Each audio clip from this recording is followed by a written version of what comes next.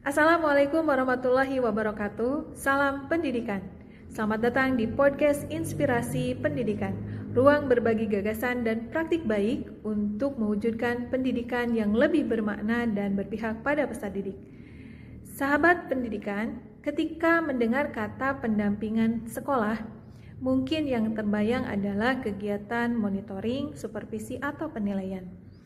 Namun, paradigma baru pendampingan saat ini telah berubah. Pendampingan tidak lagi berfokus pada kekurangan sekolah, melainkan pada potensi, kekuatan, dan aset yang dimiliki sekolah untuk terus berkembang.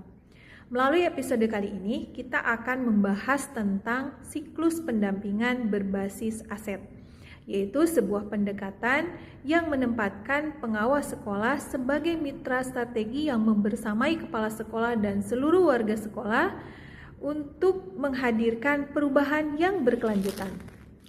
Sahabat pendidikan, setiap sekolah sesungguhnya memiliki aset yang luar biasa. Ada guru-guru yang berdedikasi, kepala sekolah yang visioner, budaya gotong royong yang kuat, peserta didik yang kreatif, dukungan orang tua, komunitas belajar, hingga sarana lingkungan belajar yang mendukung pembelajaran. Sayangnya, dalam banyak kasus, perhatian sering terfokus pada masalah dan kekurangan. Akibatnya, potensi besar yang sebenarnya dapat menjadi penggerak perubahan justru terabaikan. Pendampingan berbasis aset mengajak kita mengubah cara pandang. Kita tidak memulai dari pertanyaan masalah apa yang dimiliki sekolah, tetapi dengan pertanyaan kekuatan apa yang sudah dimiliki sekolah untuk terus berkembang. Dalam prakteknya, siklus pendampingan berbasis aset terdiri atas 4 tahap utama. Tahap pertama, perencanaan pendampingan. Pada tahap ini, pengawas mulai membangun hubungan yang positif dan melakukan pemetaan kondisi sekolah. Pengawas sekolah melakukan dialog, wawancara, serta refleksi bersama kepala sekolah untuk memahami tingkat kesadaran reflektif dan kapasitas memimpin perubahan. Pada tahap ini, pengawas tidak datang sebagai pemberi instruksi, tetapi sebagai mitra yang mendengarkan dan membantu sekolah mengenali kekuatan yang dimiliki. Misalnya, sebuah sekolah memiliki budaya kolaboratif yang baik. Aset ini dapat menjadi modal utama untuk meningkatkan kualitas pembelajaran dan mengatasi berbagai tantangan pendidikan. Setelah pemetaan dilakukan, pengawas menentukan strategi dan metode pendampingan yang paling sesuai dengan kebutuhan sekolah. Tahap kedua, pendampingan terhadap penyusunan program sekolah. Pada tahap ini, pengawas mendampingi sekolah menyusun program berdasarkan data dan aset yang tersedia. Sekolah diajak melihat bahwa perubahan tidak selalu membutuhkan sumber daya yang baru. Banyak solusi lahir dari pemanfaatan sumber daya yang sudah ada. Sebagai contoh, jika sekolah memiliki guru-guru yang kompeten dalam teknologi pembelajaran, mereka dapat menjadi mentor bagi guru lainnya melalui komunitas belajar internal sekolah.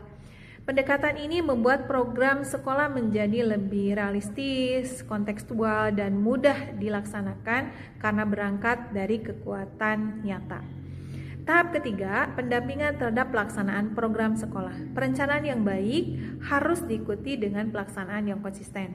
Pada tahap ini, pengawas melakukan pendampingan melalui berbagai metode seperti coaching, mentoring, training, fasilitasi, maupun konsultasi. Peran pengawas yaitu memastikan perubahan benar-benar terjadi di ruang kelas dan berdampak pada kualitas pembelajaran.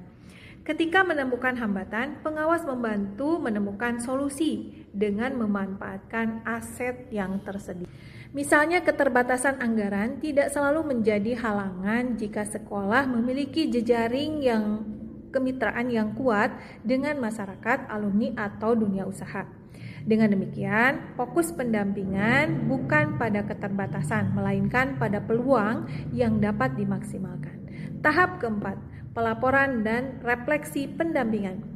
Pada tahap ini, pengawas sekolah melakukan refleksi terhadap proses dan hasil yang telah dicapai.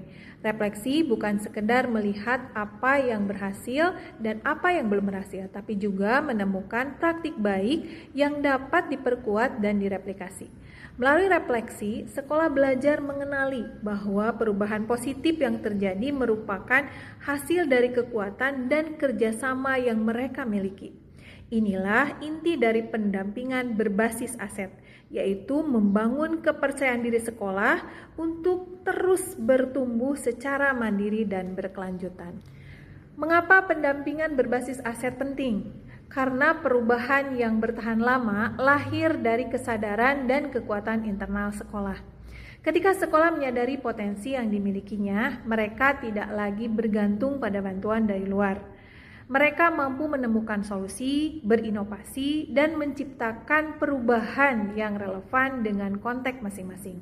Pengawas sekolahlah hadir sebagai katalisator perubahan yang membantu sekolah menemukan, mengembangkan, dan mengoptimalkan aset terbaiknya demi pembelajaran yang berpihak pada peserta didik.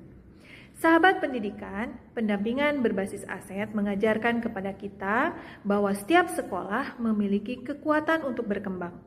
Tugas kita bukan sekedar menemukan masalah, tetapi membantu sekolah melihat peluang yang ada di balik setiap tantangan.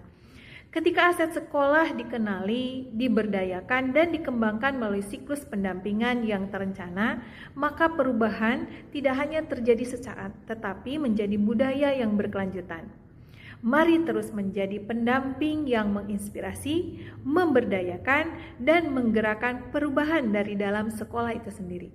Saya mengucapkan terima kasih atas kebersamaan sahabat pendidikan dalam episode kali ini. Sampai bertemu pada episode berikutnya dengan tema-tema inspiratif lainnya. Wassalamualaikum warahmatullahi wabarakatuh. Salam pendidikan, merdeka belajar, bergerak bersama, pendidikan bermutu bagi semua.